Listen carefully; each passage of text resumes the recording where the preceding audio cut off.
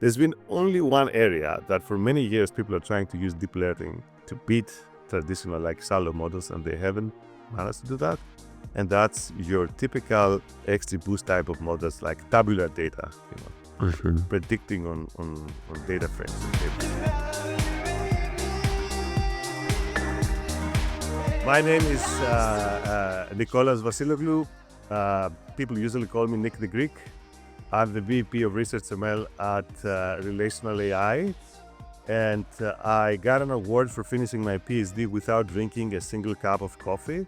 But as I get older, I need to get some caffeine. I'm also a marathon runner, but I'm allergic to coffee, So this is how I take my coffee. I take coffee pills. They make my day. I wake up in the morning, I open the bottle, I take a pill, drink some water, and then everything looks great. Take them in the morning, not at night, to wake me up. You went to NeurIPS, you distilled the plethora of information in talks and papers that came out at NeurIPS into almost like a cheat sheet. Can you explain what you did and what drives you to do such a thing? Yeah, I don't think it's an exaggeration to say that I try to become a human language model, which is a little bit of, strange, because language models were invented by humans. This is how we speak. And I think now we're trying to imitate them in a sense. So I do have a passion for research, although I work for the industry. Since I finished my PhD, I've been very close to research. I try to publish. I have interns. But I think I remember what somebody told me many years ago. He said, it was a researcher in biology. He said, well, we should stop doing research and just read our papers of the last 10 years to see what we've done. And there's this particular thing that, people always want to publish. They always want to talk. But we produce a lot of material, especially in research these days. It's amazing. Yeah. But I don't think we ever take the time to read what we produced. And I've noticed through the years that there's always papers that they just don't get on the spotlight for some reason, whatever reason. And then it takes us 10, 15, 20 years to say, oh, yes, actually somebody has, mentioned that, but we never paid attention to it. So I think there's a gap in the scientific world, in the industry world, which is, okay, we say what we say, we produce all this research.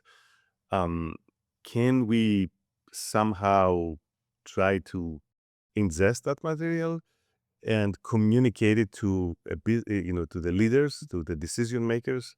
These decision makers can be, research managers, they can be CEOs, they can be VCs, so that we actually know what we're doing. So yeah, that's a passion that I've been doing for many years. This was the most difficult year because, we're talking about a conference with close to 8,500 publications, hundreds of hours of video, just like reading, going through, skimming through the material. This is like, 10 hours, just like going and seeing everything one by one. I think probably the last year that I'm able to do that for NeurIPS. I think next year I will have to use the help of language models. Maybe we'll have to train the language model with a conference. So you didn't use the help of AI this year? No, I didn't. Actually, I did in the end. Let me tell you this, which was a little bit, should I say, disheartening. So after I finished my presentation, I created, 600 slides, which I broke it into 12 different lectures. If you want, I recorded the videos. I had this idea about using NotebookLM to generate podcasts. And to my surprise, NotebookLM did such a great job explaining the material. I thought I did a good job creating the presentation, but just taking the transcripts and giving them to NotebookLM. We also experimented with something else called PDF to audio. We can talk about that if people are interested in that. I said, wow, you can communicate ideas better than me. Now, I just want to put an asterisk because AI is running so fast. and I had the honor to meet the product manager of Notebook LM at Google. So when we started, Notebook LM was a little bit hard to tame. It was sometimes was going off road. It was oversimplifying. So we had to kind of like learn how to tame it.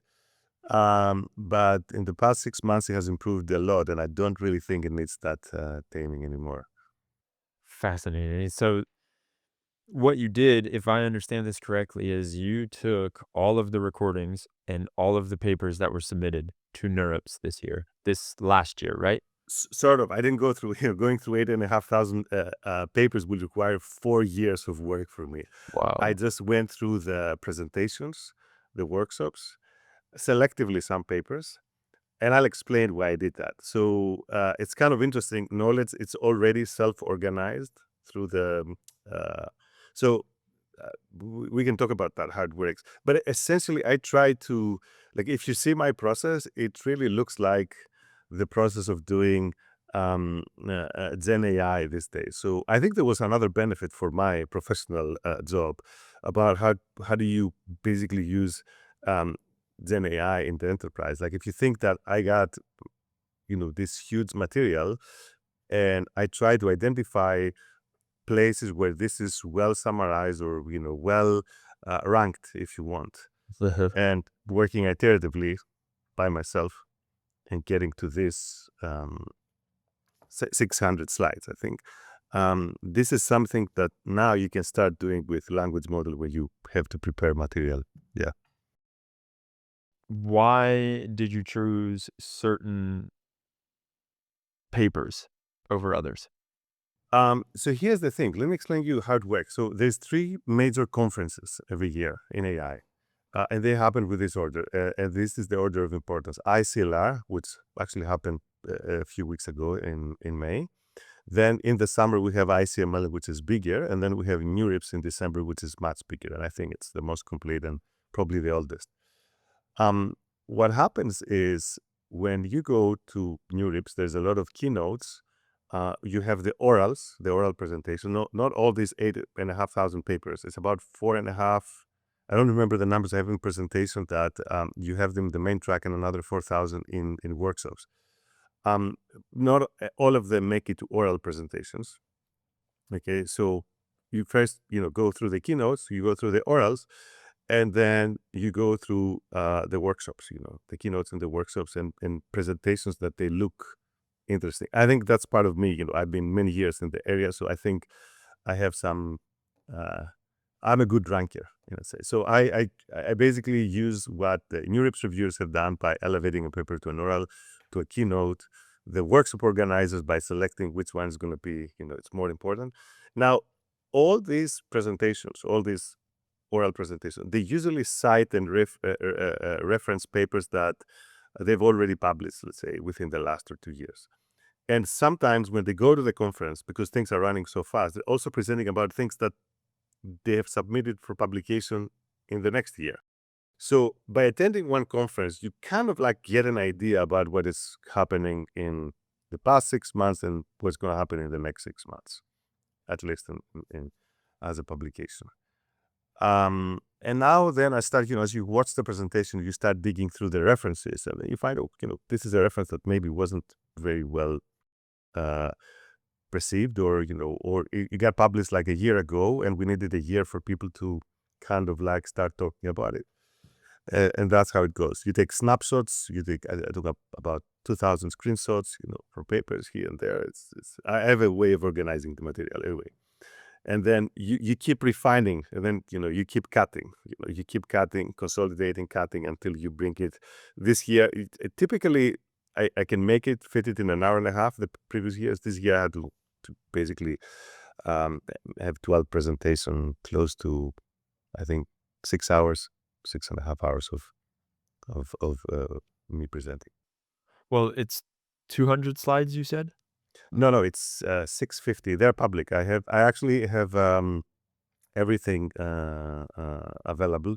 The initial screenshots, which I think is close to 2,000, and then after distilled that to, I think, 600 slides. And then you had the 6-hour presentation that you yourself are talking about your understanding of all of this and why it's important.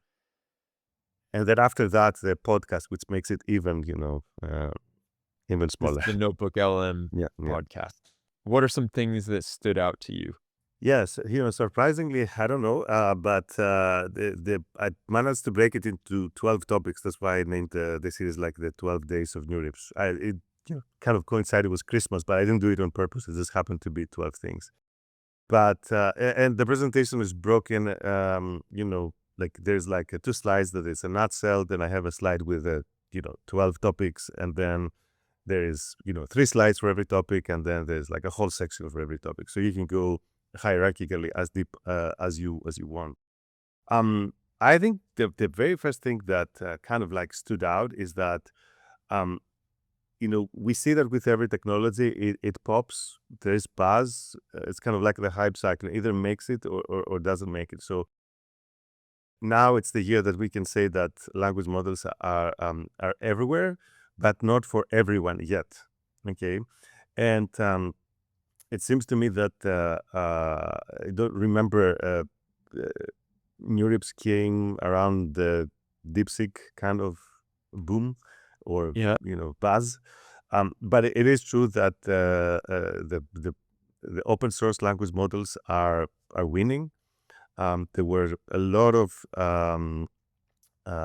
you know there were a lot of how can I say this um, uh, papers about language models that are very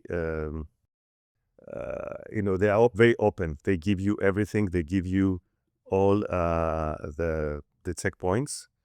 You can reproduce them. You can pre-train them from those checkpoints. Um, you can, if you want, you can take their data sets. So they open sourced a lot of data sets that you can modify if you want, and you can include them in your own deployment. Okay, so and there was a presentation. I think if there was one presentation to watch was from the inventor of the LSTMs. So for the audience that doesn't know what an LSTM is, it was the precursor of the transformer that made the language model what it is. And he basically had a slide where it says, the way that I translate it is everybody loves to hate language models. Okay. And, he lists like a bunch of complaints from people, it's not going to give us AGI. It can't do this. It can't do that. And when you hear people complaining about something, it means that they're using it a lot. Okay. And these complaints are actually constructive because these are the complaints that are going to lead us to the next, big leap. I think, it's kind of fascinating that this was the 10th year anniversary from the first sequence-to-sequence model. So the sequence-to-sequence model is basically what a language model is. And you give it a sequence and it generates another sequence. You give it a prompt, it generates. And that won the Test of Time award. Okay, so but the author was Ilya Sutskeverts, the famous OpenAI guy Yeah. with the whole drama, left. And so he was there. He gave a very nice presentation about that.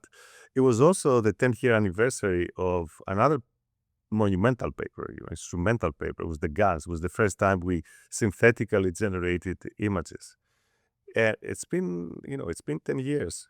It's those years. I remember when these papers came out, everybody was very critical because they said, oh, your references were only 1 year old. And, that's not a nice thing. When we write a paper, you want to always refer papers that they go back in time. And, but that was the beginning of deep learning. There was nothing before that. Now we can go 10 years back and reflect.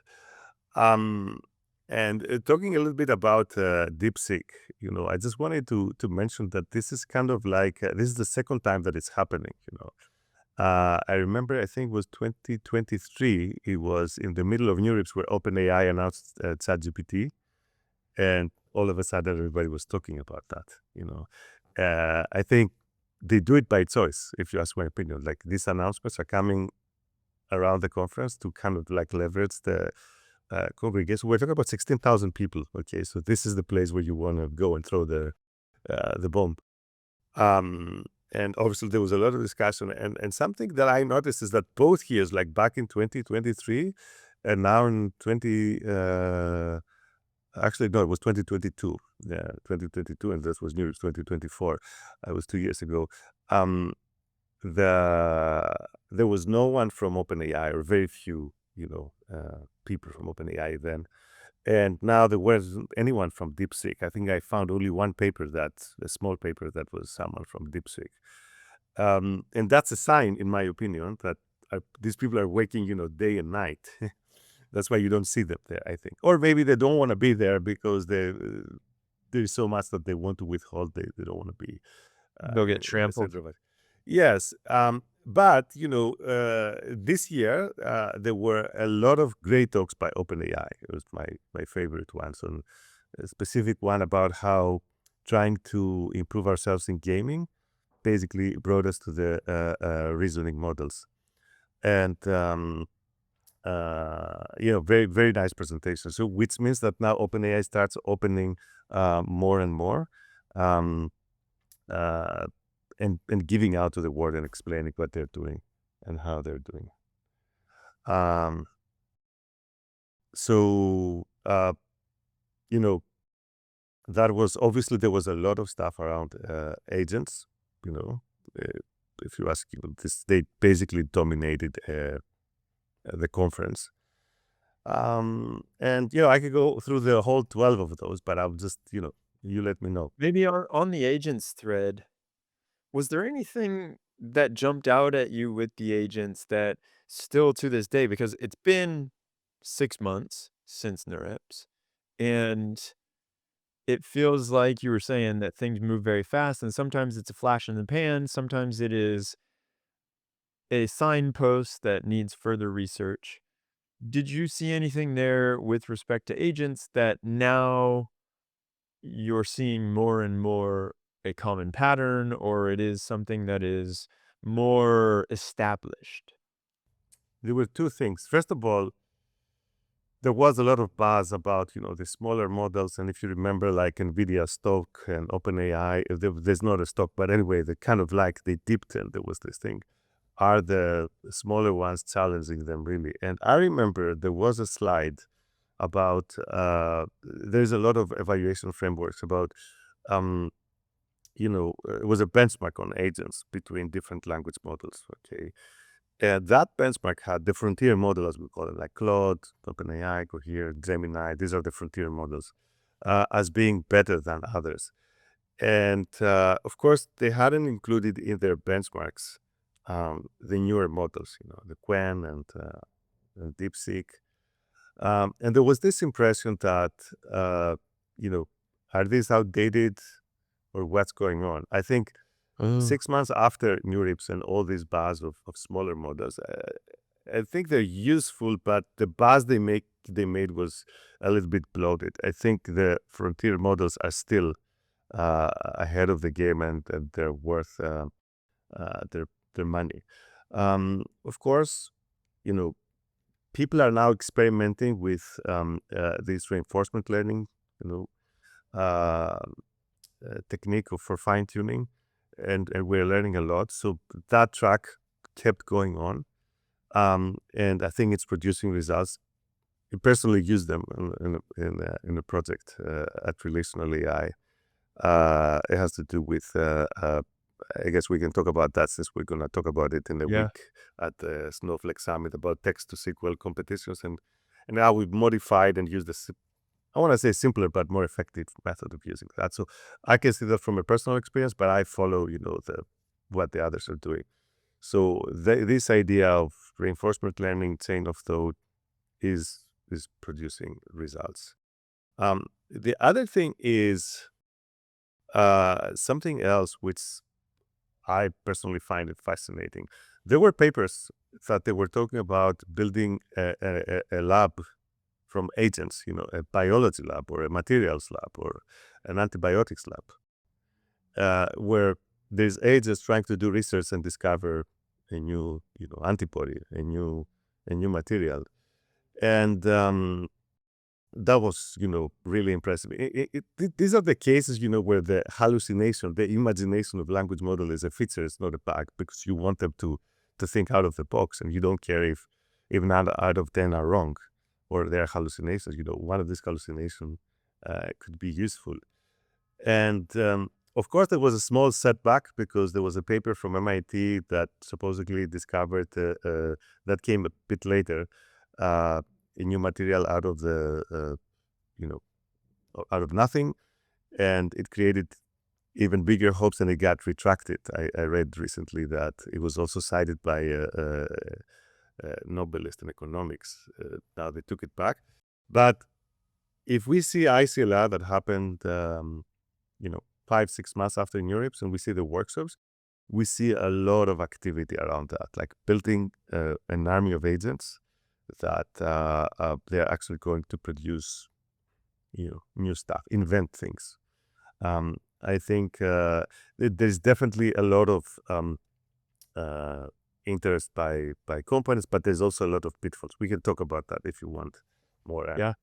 Let's go down that path. Yes. So I think while it is useful when you're working on a research lab or when you're trying to, it doesn't have to be a research lab. They say you are the finance department and you want to run like a simulation. You can ask, well, if we do this or that, what's going to happen? And you can have, agents talking and creating scenarios and ideas that you never thought about it. This is great. But remember, this is what I called agents as decision support. Okay? Not decision making and decision execution. Okay, so and I think that's a great path, and I think that's the way that you should be using agents. But I think slowly companies are trying to build agentic models that they're doing decision making, decision execution actually for you. And you might have seen like some companies that they're trying to organize your calendar.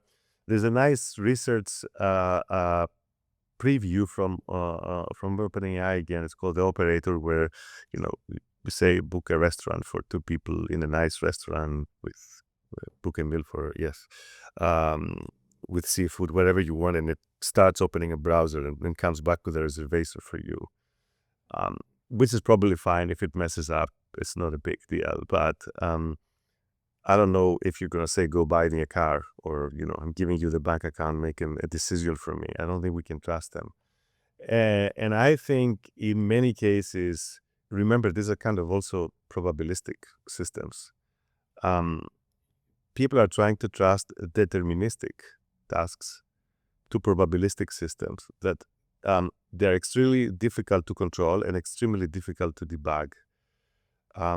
So I feel like we're reliving the time where multi-threading came out and people jumped to adopt that. And then they very quickly realized that, you can put yourself in a very difficult situation where the system is failing and you don't know why and you can't fix it. So I think there's a bit of a rush over there, we're rushing things. There's some threads we need to pull on, and we need to get things that are a bit more reliable before we can really make the significant advances we're looking for. There's also a few other things. I think the things that are more important, in my opinion, if you want, like agents, obviously people were talking about them. We see them now. What I think is interesting from this presentation is research that we haven't really seen, in production yet. But it's coming very aggressively, like it's being baked, like you can see a lot of momentum. But you probably don't see, like, or the audience, you don't see it in your everyday life because there's no companies producing the products with them. So, there is, for example, Gen AI or deep learning has conquered every traditional area of machine learning. They did it with images, they did it with text. Anything you give them, they can, there's this recipe, just give us lots of data to pre-train and try to predict the next token, the next thing, the next something, unsupervised in any way. And we can finish that. There's been only one area that for many years people are trying to use deep learning to beat traditional like shallow models, and they haven't managed to do that. And that's your typical XGBoost type of models like tabular data, predicting on data frames and tables. And I think this is the first year that we have the series of models that they managed to beat the undisputable queen of models, XGBoost, that everybody's using for predictive analytics, of course, at a higher cost. So, there's a workshop that I've been attending for 3 years, and it shows signs right now that I think next year we're going to see language models for tables, for database. They're going to take database, sets of tables as input, get pre-trained, and you will be able to do, predictive models and ask questions directly on those data. So this is one of the things. On that point, I know that in the community, a lot of folks have asked time and time again about time series and forecasting models, and you have these forecasting foundational models, but the jury's still out on how valuable they are. And it feels like that's kind of in that same vein of, yeah, maybe the research is really pushing in that direction, but has it overtaken what the common industry uses are? Not yet, but it's coming fast.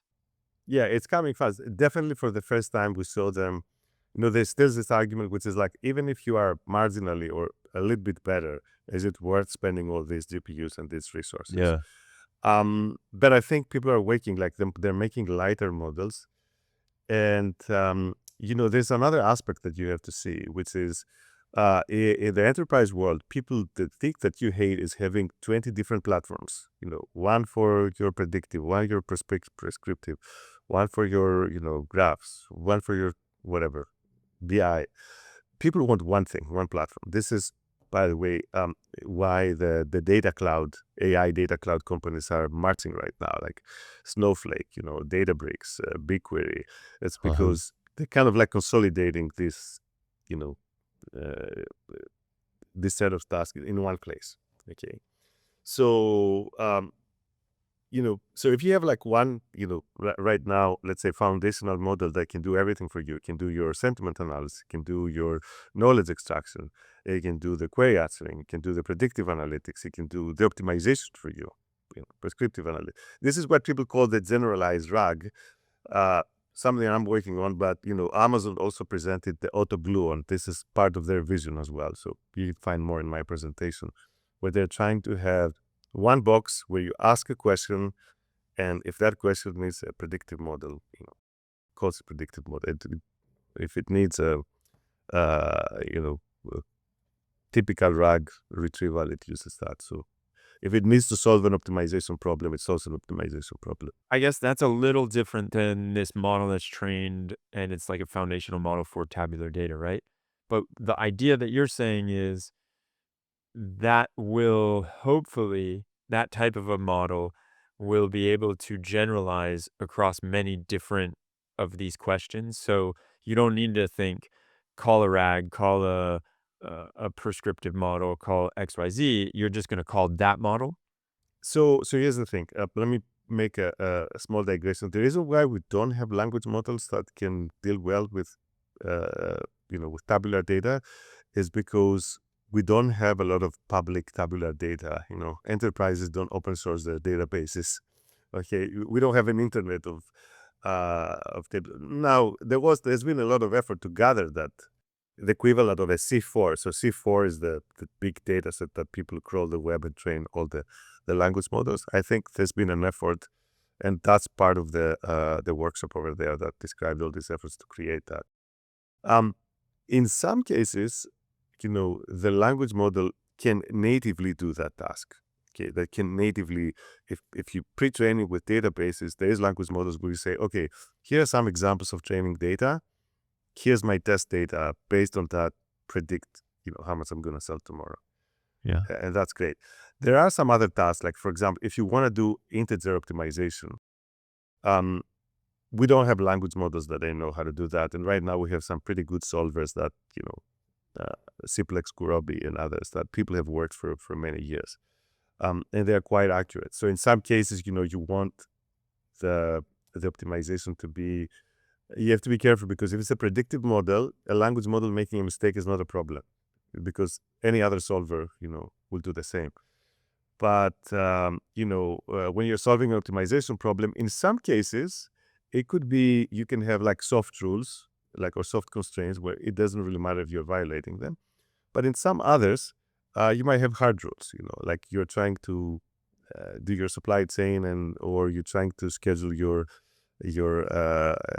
airplane fleet, and you want to make sure that you're not going to have more than 100 people, like it gives you 150.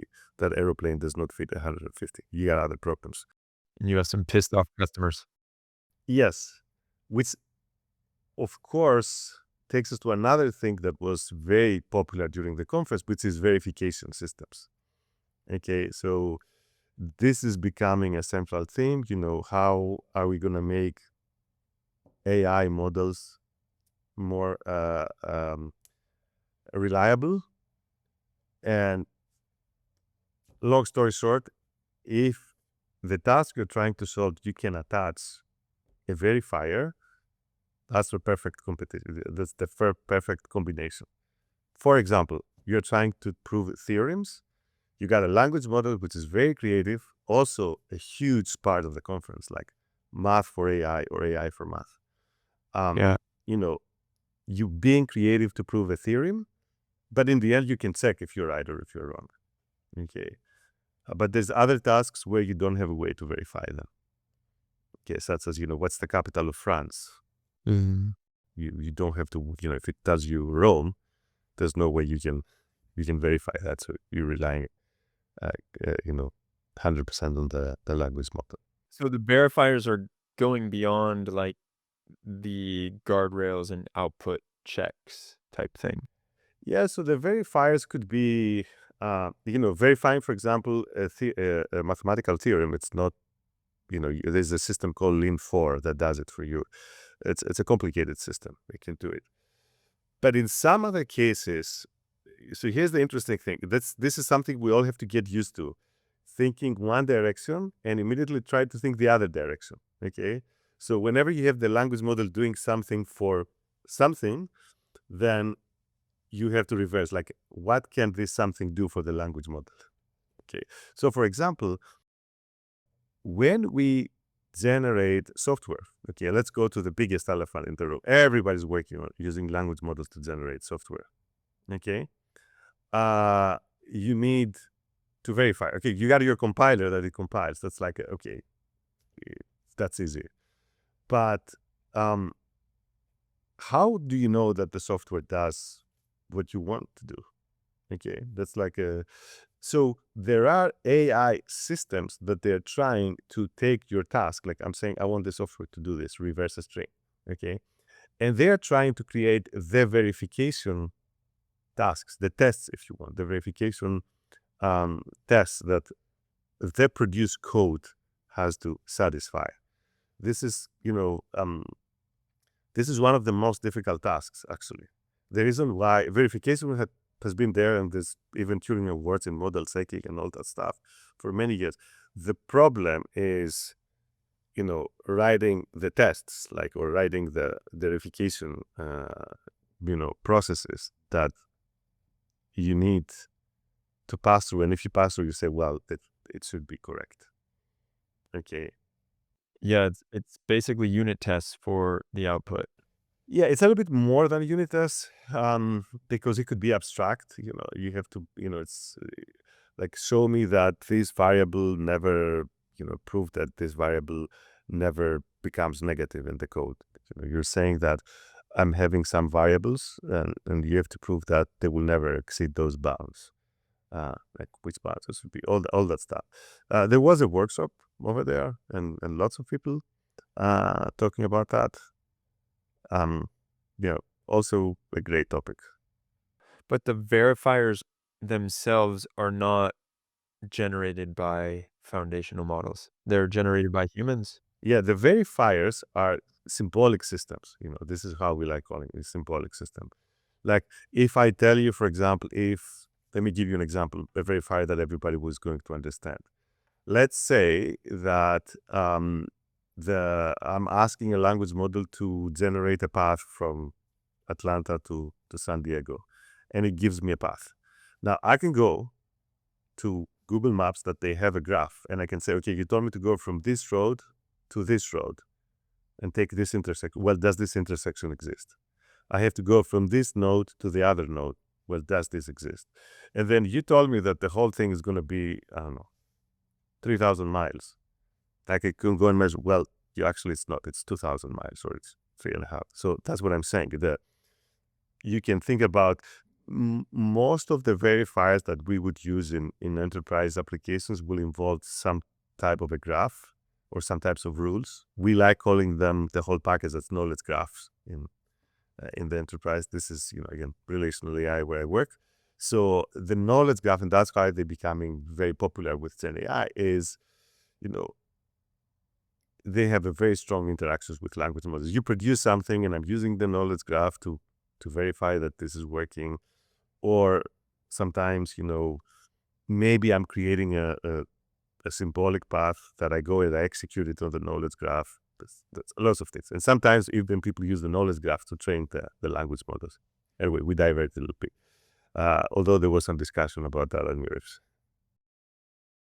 Wow. Well, so I'm trying to think what we were talking about before. We were talking about the verifiers, and we went on that little tangent because there was also some good stuff there. But man, these verifiers are wild in trying to figure out the actual verification of them is quite difficult. And so all the talk and all the fun stuff around that, I can only imagine is going to be getting more and more complex as time goes on. No, you're absolutely right. And just keep in mind that you remember when I talked before and I said gaming, trying to play poker, trying to, play chess and all these games, they basically evolved and brought, the kind of like chain of thought and test time inference, like what we see right now, the old class of models or the DeepSeek class. I think people use the O class because OpenAI was the first one, O1 or 3 or 4. That was by working with games. That's a beautiful talk. It's historical. It's nice. It has a lot. Could be a movie, because the students beating, playing poker, winning. We can make it Hollywood. Kind of like the same thing is happening with the verifiers and math. I mean, there's two reasons why the community is so focused on math. The first one is because this is kind of in human nature. We want to prove the Riemann hypothesis. We want to go to the moon. Like people have this aspiration that, this is, we have the money, we have the brain power. Let's go and solve a difficult problem. Okay. The second thing, though, is it's hilarious. You know how you want to study history at Yale, and people tell you, well, in order to increase your chances to get at Yale, you should take, AP calculus and AP algebra, like advanced algebra. And you say, well, I want to study history. You say, well, yes, but when you're going to submit your application, they want to make sure that you are smart and you're hardworking. And, if you are good at math, then it means that you are smart and hardworking. Of course, this is a little bit unfair because there's other ways of testing people if they are smart or hardworking. But this is what people know, over the years. You're good at math, you're smart. Okay, it's a little bit, I don't like that, but that's how now we do the same thing with language models. It's actually been proven that if you teach a language model to do math, it becomes a better agent, it becomes a better thinker. So you would see that people are pushing math theorems and code into the training data, not because they want the model to do math, but it wants to be a better reason. It's like Wall Street, they're saying, oh, this guy is a quantum physicist, studies abstract math. Let's hire them because, they're going to be able to figure out the stocks. So these are the two reasons why. And that's where the whole discussion about the verifiers, of course, is coming up. No, you've been working with graphs a lot. Talk to me about what you're working on. let me first give you my definition. It's not actually mine. It came from someone who worked for us in sales. What is a knowledge graph? Okay. Knowledge graph is a language that both humans and machines understand. Okay. If I write code is something a machine understands really well. I don't think the average human or anybody understands. It's very difficult even for a software engineer to read code. A knowledge graph is kind of like an intermediate representation. Okay. It has like facts, it has qualifiers, relations, entities, rules. Okay. So this is the truth for every company, for every organization. Like even if my favorite example of knowledge graphs is Euclid. Euclid basically created the first knowledge graph of mathematics, with his theorems, his axioms, and on the axioms he had, he built theorems. And that was an imperfect. It was actually a wrong knowledge graph. It took about 2,500 years until David Hilbert completed it and put all the pieces together. And because of that knowledge graph he built, it helped him pose the famous 20 or 10, I think, I don't remember, questions about that they have to be answered. So how beautiful this is, The knowledge graph helped us systematize everything in the back. In between, even before Hilbert, it let us go to different geometries, like, non-Euclidean geometries, like hyperbolic, spherical, and all of them. And then Hilbert said, okay, now that we know what we have, these are the 20, I think they're 20, and it's either 20 or 10, I think they're 20. The ones that he said in the famous conference in 1900s. And that, because he said those questions, then, Gödel came and the others, and there's still some of them unproven.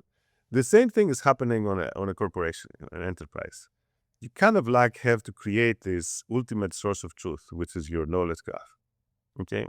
And once you have that, it helps you build apps on top of that, answer questions, do your research, as we described before in the future, like show me what product I need to develop.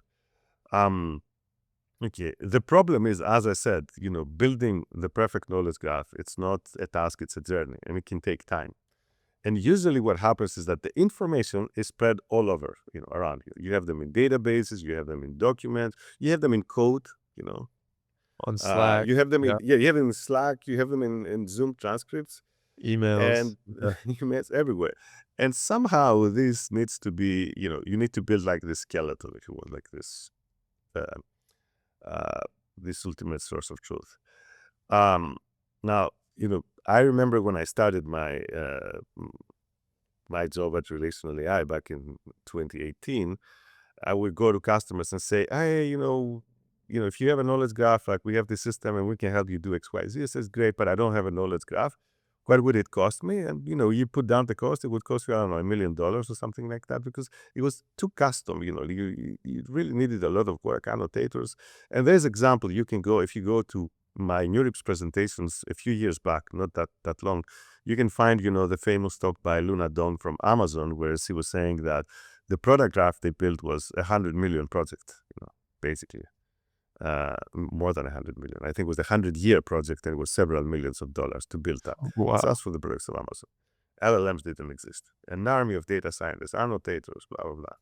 Another language model comes, and all of a sudden, that process, the bar is, the cost is going down. Like everybody can do that. I wouldn't say it's trivial. You just don't get things, you put them on the language model and it happened on its own, but you need to build tools. So part of my day-to-day job is building tools natively in Snowflake, because there's another aspect that we haven't talked about, which is called security. Okay.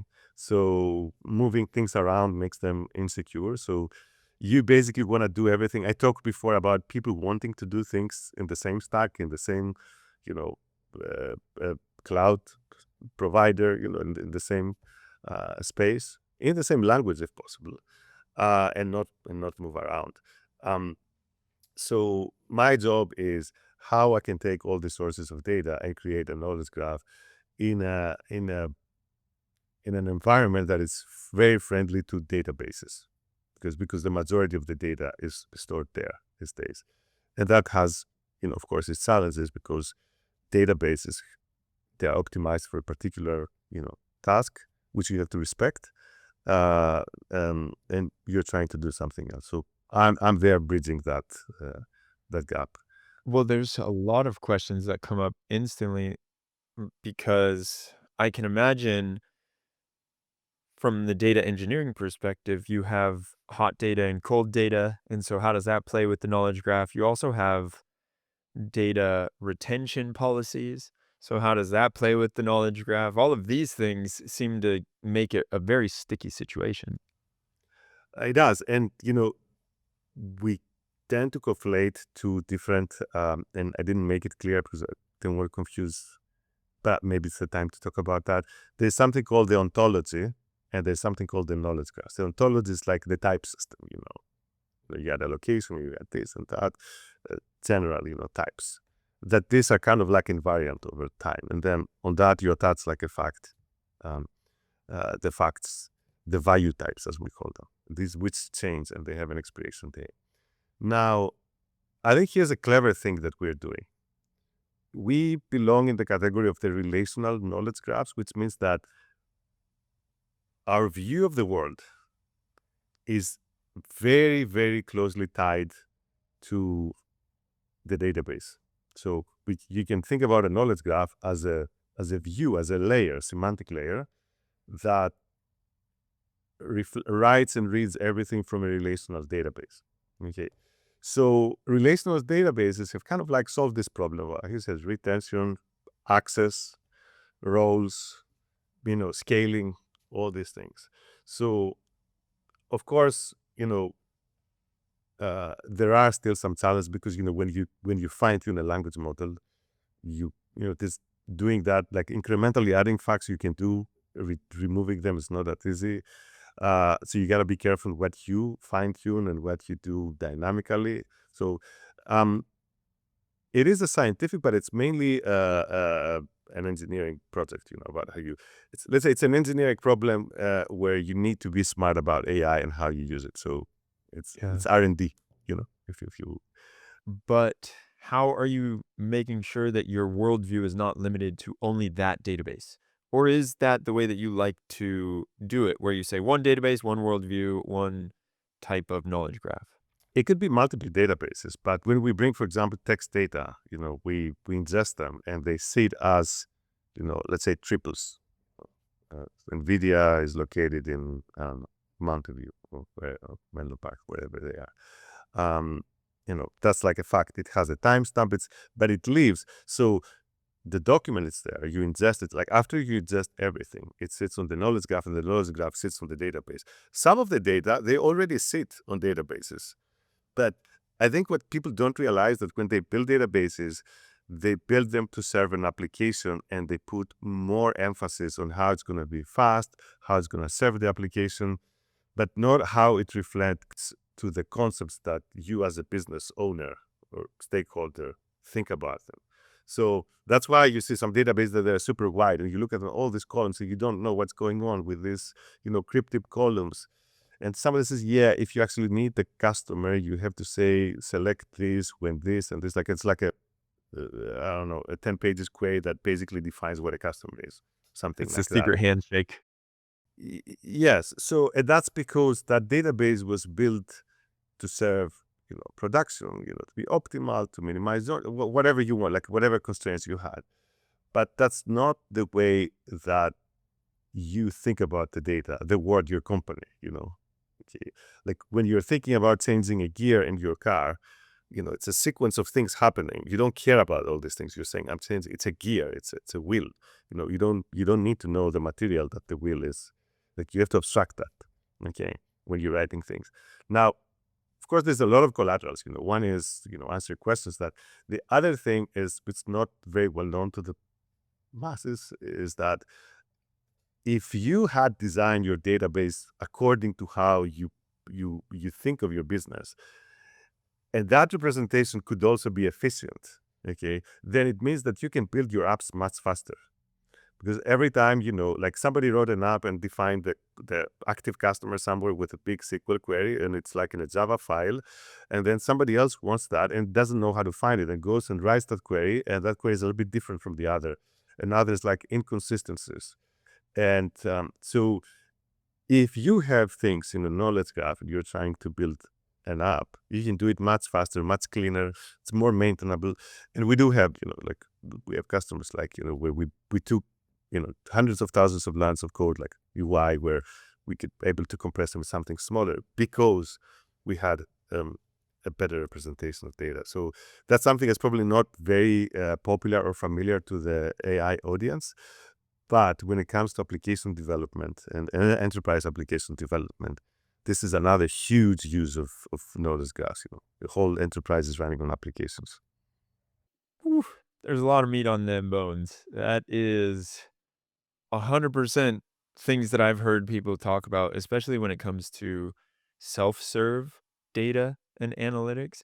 And each person is, like you said, creating their own data pipelines in their own way, or they have their own dashboard, and then they leave the company, and the data engineer doesn't know, do I need to keep babysitting this dashboard? Is anybody looking at it? Can I just start turning things off? I know I talked to a guy who said, yeah, we had this big push about 5 years ago to go to self-serve analytics, and it was great.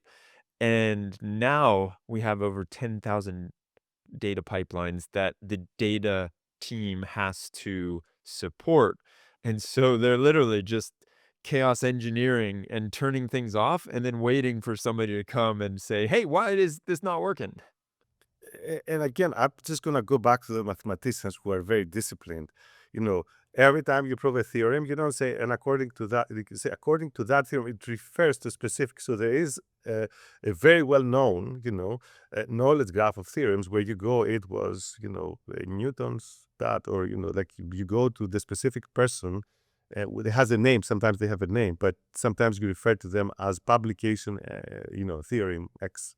So there's a reference system. So it's very rare that the same theorem exists proven twice in two different places where you don't know uh, about it. In two different kind of unique ways. That's the other thing here, because you don't have to be limited to just doing it one way. Maybe you do it one way and then, eh, So think about, you brought a very nice example here, the Pythagorean theorem, There's about, I don't know, 50, 100 ways to prove it.